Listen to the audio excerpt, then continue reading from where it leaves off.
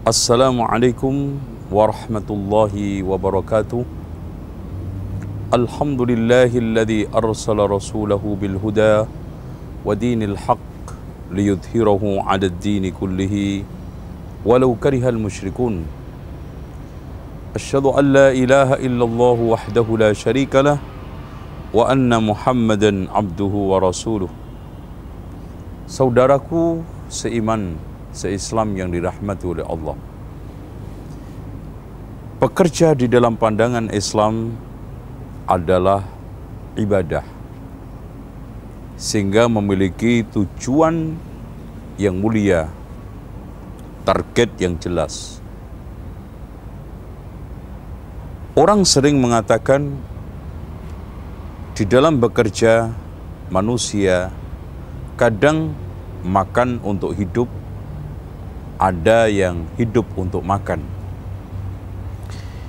Kalau dia makan untuk hidup, berarti untuk merealisasikan tujuan hidup itu sendiri, yang tidak lain adalah wa ma khalaqtul jinna wal insa illa liya'budun. Tetapi kalau dia hidup hanya untuk makan, tidak lain adalah kehidupan hewan yang hanya untuk memuaskan dan melampiaskan syahwat. Kalau memang kita memandang bekerja adalah ibadah, maka sangat ditentukan kesempurnaan bekerja kita oleh dua perkara. Yang pertama adalah ikhlas, yang keduanya adalah benar, sesuai dengan syariat dan tuntunan Islam yang kita yakini. Allah Subhanahu wa ta'ala dan Rasulnya banyak memuji orang yang bekerja serta ulet mencari nafkah. Di antaranya Allah Subhanahu wa ta'ala menyuruh para utusannya, ya ayyuhar rusul kulu minat tayyibat wa'malu salihah. Wahai para utusan Allah, makanlah dari yang baik-baik. Perintah makan otomatis bekerja. Tidak mungkin kita bisa makan tanpa kita bekerja. Dan kita makan tujuannya wa'malu salihah, agar kita bisa bekerja, beramal, beribadah, yaitu beramal soleh. Dengan demikian di sini ada keterkaitan antara usaha kita dan makan kita yang halal dengan efek kepada amal soleh kita. Artinya rizki yang halal memudahkan orang untuk beramal soleh dan ibadah. Sebaliknya rizki yang haram sulit bagi orang untuk beramal soleh dan ibadah. Rasulullah SAW juga menegaskan, inna khaira ma akal rajulu min kasbihi, sebaik-baik au inna atyaba ma akal rajulu min kasbihi, sebaik-baik sesuatu yang dimakan oleh seorang hamba adalah dari hasil usahanya. Dan Rasulullah SAW juga menegaskan, fa inna nabiyullahi Dawud alaihissalam akala min amali yadihi, makan dari hasil usahanya. Coba bayangkan kenapa Rasulullah SAW menyontohkan Nabi Dawud alaihissalam, yang dia seorang raja, yang beliau sudah hartanya melimpah, yang kehidupannya seberada tetapi masih kerja. Ini menunjukkan bahwa Muslim dituntut untuk kerja keras, Muslim dituntut untuk gigih dan ulet bekerja. Dan sebaik-baiknya adalah usaha dari tangan dia sendiri, bukan mengandalkan pemasukan orang lain, bukan sekarang ini bergantung pada orang lain. Maka manusia paling tercela di dalam Islam adalah orang yang meminta-minta. Di mana Rasulullah SAW menegaskan, la tazalul mas'alatu bi ahadikum hatta yalqallaha ta'ala walaysa fi wajhi mus'atu lahmin. tidaklah sifat meminta-minta ada pada diri seseorang hingga ketemu Allah. Di mukanya ini tidak ada dagingnya, karena air mukanya sudah dikuras habis, dijual, menghinakan diri dengan meminta-minta. Dari situlah Rasulullah Sallallahu Alaihi Wasallam pernah menasihatin Qabisah, wahai Qabisah, tidak halal meminta-minta kecuali untuk 3 orang. Yang pertama, orang yang menanggung derita orang lain, entah karena mendamaikan, atau mungkin ada orang yang sedang kena musibah, dia tanggung, atau membayari utang-utang orang lain, atau menjamin kehidupannya yatim piatu dan fakir miskin, kemudian bangkrut, jatuh miskin, maka halal dia mendapatkan bantuan sumbangan sampai dia cukup, kemudian berhenti.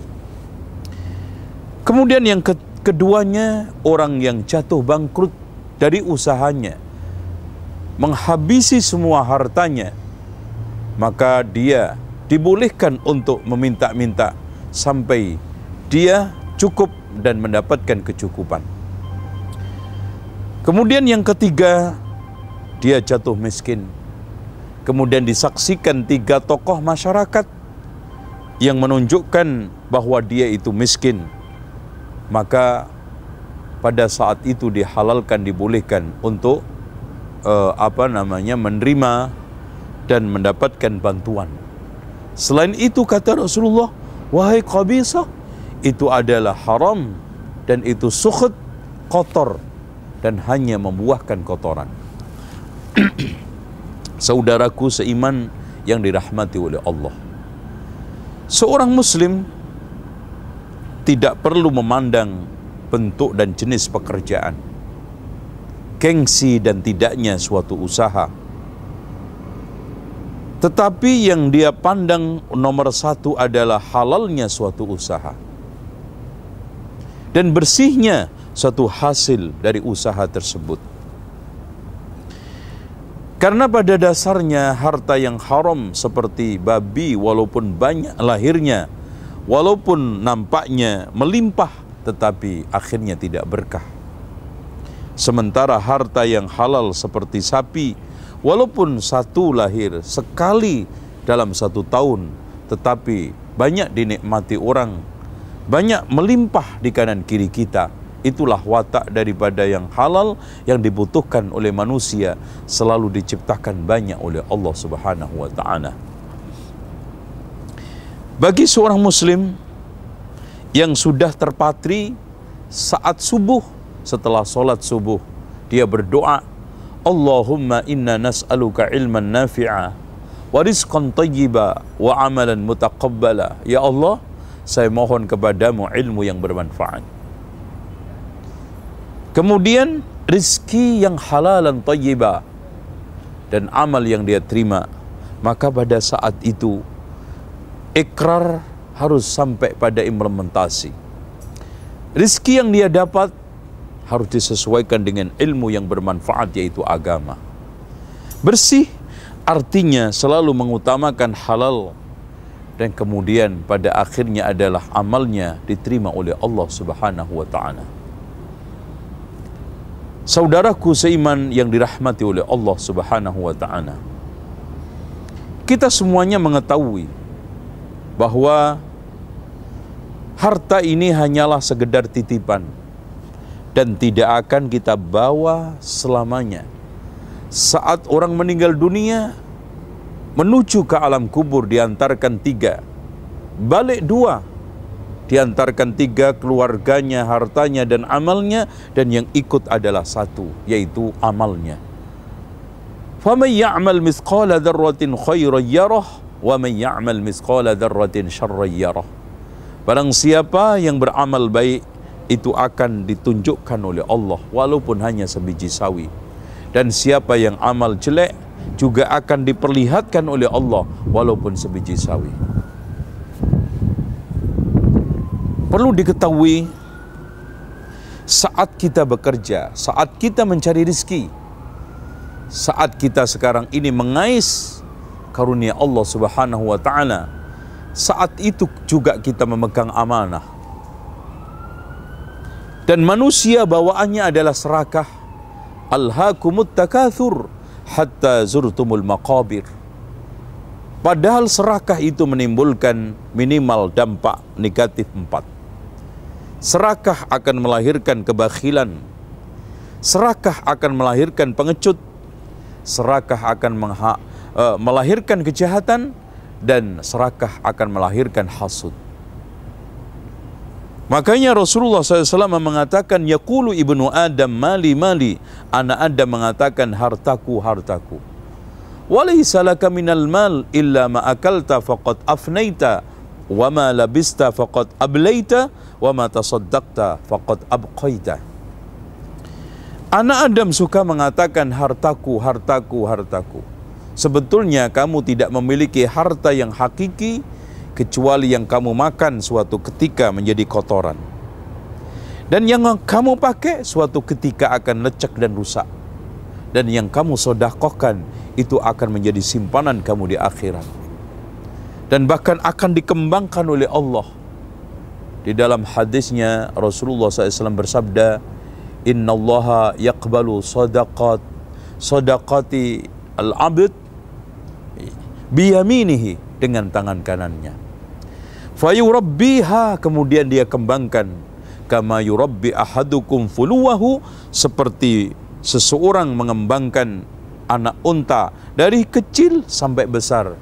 Hatta yasira mithla Uhudin, sampai sebesar gunung Uhud. Allahu Akbar.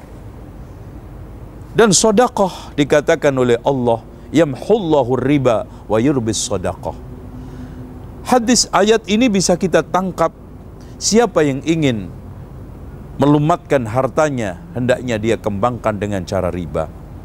Dan siapa yang ingin mengembangkan hartanya menjadi berkah, hendaknya ia sedekahkan. Inilah cara kita mencari harta, sikap kita terhadap harta, dan akhirnya tujuan kita di dalam mencari harta. Semoga Allah Subhanahu wa ta'ala berkahi langkah kita di dalam mengais rizki, dan mudah-mudahan harta yang kita pegang, yang kita miliki, bisa menjadi alat kita untuk mendekatkan diri kepada Allah, bukan semakin menjauhkan diri kita dari Allah Subhanahu wa ta'ala. Demikian aqulu qawli hadza wastaghfirullaha li wa lakum wastaghfirullahal azim. Innallaha wal ghafurur rahim. Wassalamu alaikum warahmatullahi wabarakatuh.